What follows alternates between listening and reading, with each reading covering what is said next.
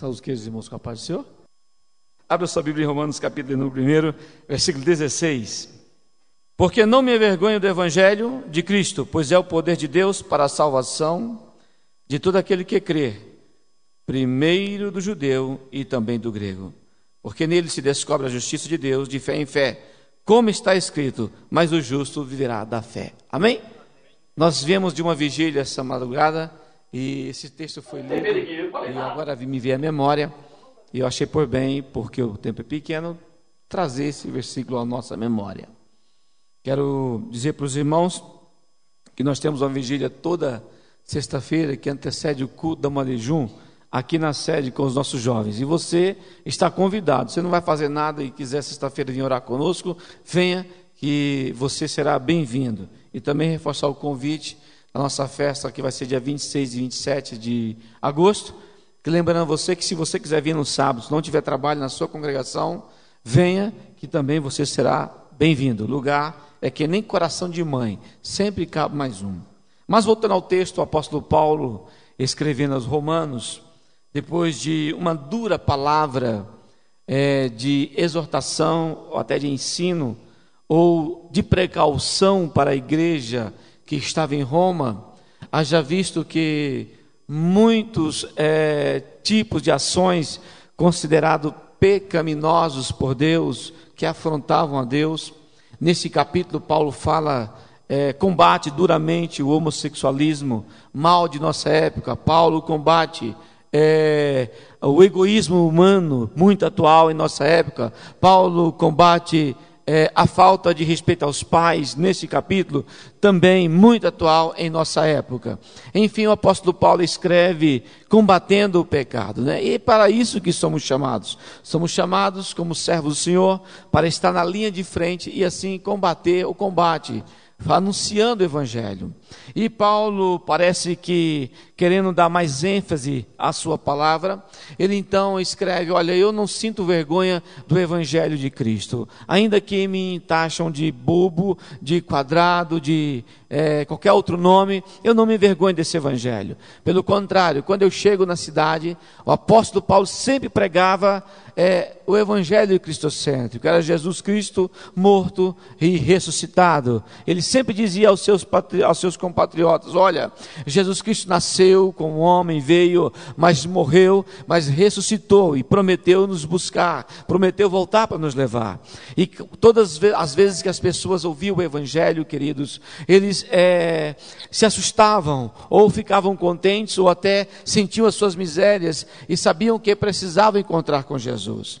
Mas eu quero dizer para você que o Evangelho que Paulo pregava é o mesmo que nós estamos pregando hoje na igreja. É um Evangelho que traz 3 dimensões, jovem, e que você precisa ter certeza dessas 3 dimensões. O Evangelho, diz a Bíblia, segundo Paulo, ele é pregado na primeira dimensão da salvação. O apóstolo Paulo diz que quem vem a Jesus, irmão, de maneira nenhuma Jesus vai lançar fora, não. Ele mesmo disse: olha, venha após mim e eu vos farei pescadores de homens, né? Ele disse: se vocês vierem a mim, o meu fardo é leve para vocês. Servir a Jesus, irmãos, é uma alegria. É melhor servir a Jesus, aleluia, sendo seu servo, do que sendo escravo do diabo aí fora. Queridos, o Evangelho é pregado para a salvação. Paulo disse: queridos, não esperamos Jesus somente nessa vida, mas na vida eterna. Se esperássemos Jesus somente aqui, seríamos os mais miseráveis dos pecadores. Mas, irmãos, a nossa vida é passageira. Hoje você está bonitinho, você está com cabelo liso, pretinho, ou até amarelo, não sei que cor você pinta,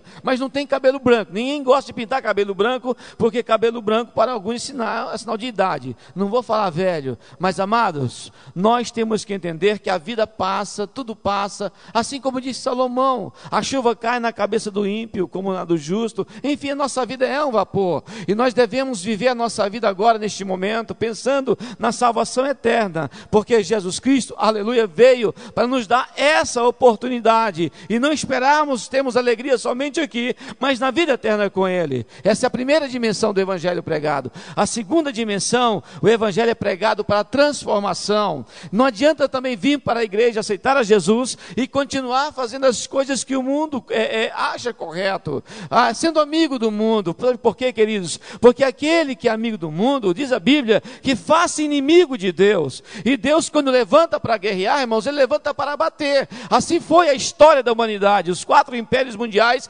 caíram, porque Deus determinou, diz a Bíblia, que Ele levanta, Ele abate e Ele enaltece. Quero dizer para você que o Evangelho precisa ser entendido como uma oportunidade do homem mudar o seu comportamento. Transformação. Quando Jesus encontrou a mulher samaritana e ele começou a ministrar o seu coração, a hora que ele acabou de pregar, de falar, de ministrar ela então converteu-se dos seus caminhos.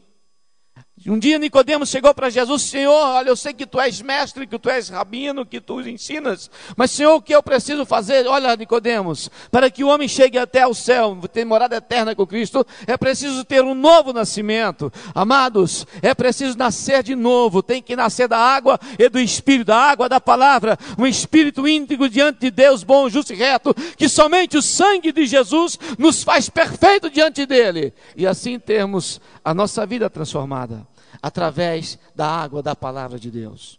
E a terceira dimensão que o Evangelho é pregado, sabe qual é? É a dimensão da condenação. João disse: olha, quem crê nele não é condenado, mas quem não crê já está condenado, porque não crê no unigênito Filho de Deus. O Evangelho é pregado de fé em fé. Você precisa crer nessa transformação. Você precisa ter certeza de salvação na igreja. Você precisa ter o seu comportamento mudado diante de Deus, porque Ele vai muito além dos olhos dos seus líderes, dos seus pastores ou da igreja. Ele está olhando para a tua alma, para a tua vida. E eu quero dizer para você, que se você não deixar o Evangelho transformar a sua vida, automaticamente você está com a condenação na testa. Mas hoje eu te trago uma boa notícia, aleluia. Se você confessar os seus pecados e deixar, diz a Bíblia, que alcançará a misericórdia do Senhor. Por isso o apóstolo Paulo escreveu, aleluia, que a nossa condenação está cravada lá no Calvário. Se você deixar o Espírito de Deus transformar a tua vida através do Evangelho de Cristo, aleluia. Então, quando você estiver no seu santuário dizendo: Deus, aleluia, eu quero te louvar porque o meu nome está escrito no livro da vida. Mas se você não tem certeza de salvação, nesta noite eu quero te trazer uma grande notícia. Jesus veio para o que se havia perdido. E se você está perdido, Jesus está aqui para te achar. Ele vai buscar, mesmo que seja uma ovelhinha sua, para completar no seu aprisco. Não fique perdido neste mundo. O mundo passa e a sua concupiscência passa, mas aquele que faz a vontade de Deus permanece para sempre. Você crê nisso? Pode dizer amém? Fique de pé em nome de Jesus. Eu quero fazer um convite ao seu coração.